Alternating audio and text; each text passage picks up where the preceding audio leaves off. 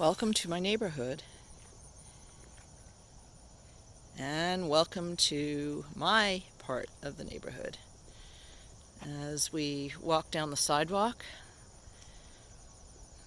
we'll take a little detour into my roadside garden. And the pollinators are very happy.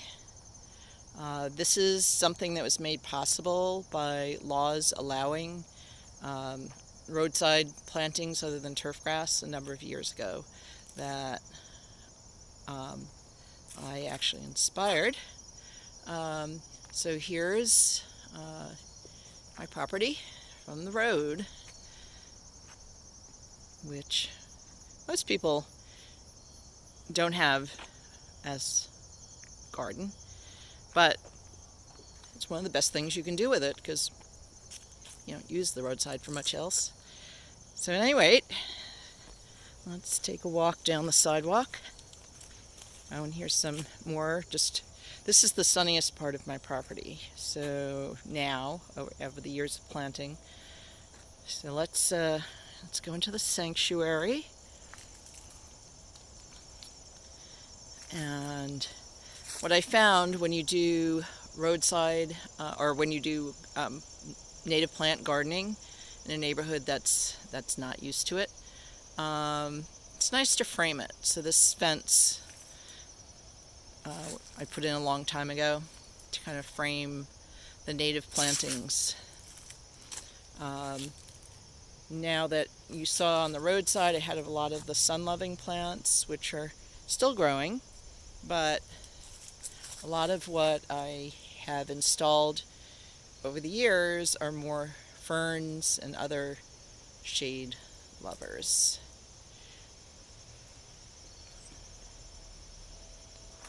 And the shrubs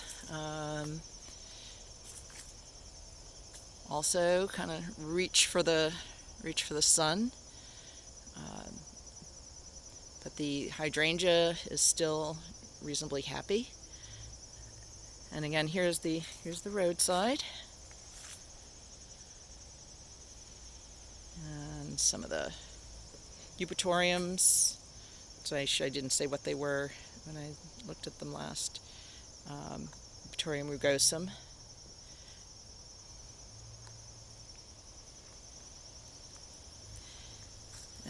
Winterberry.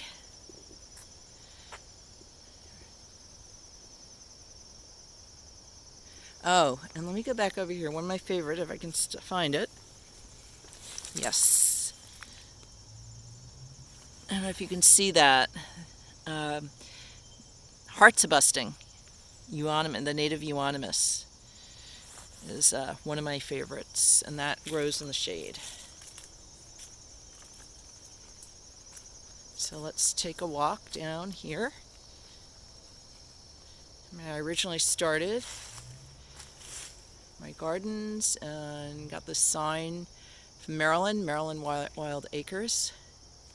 And this is before I'd done much on my yard.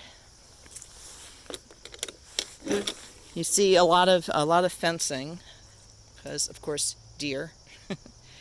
And there's through the garden gate path. So there's hydrangea arborescens there. Almost all the trees are native. This here is a spice bush, which planted itself. Wonderful orange smell, and it's starting to get its fall color actually. So into the front yard, what I found is pathways are very useful, again, for making things look intentional. And I love the combination of ferns and the hydrangeas. Oh, and here, for the fall, this is one of my favorite. I'm going to move, haven't planted this yet. This is the blue stem goldenrod, absolutely beloved of pollinators. I really want to get more of this, and I totally recommend it. Anyone who has a shady garden and wants more color, particularly in the fall, look for the blue stem goldenrod. It is just stunning. Let's see if I... Usually when I come by here, it's just covered with pollinators. There's some over there in the sun. Let's see.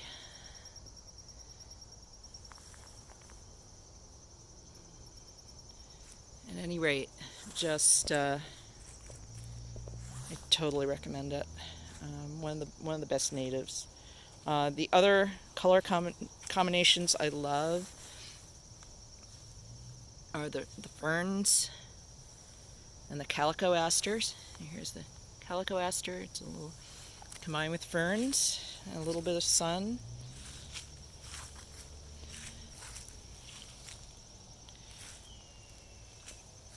So that's for today. That's the main thing I wanted to show. Just oh, I have a few more minutes.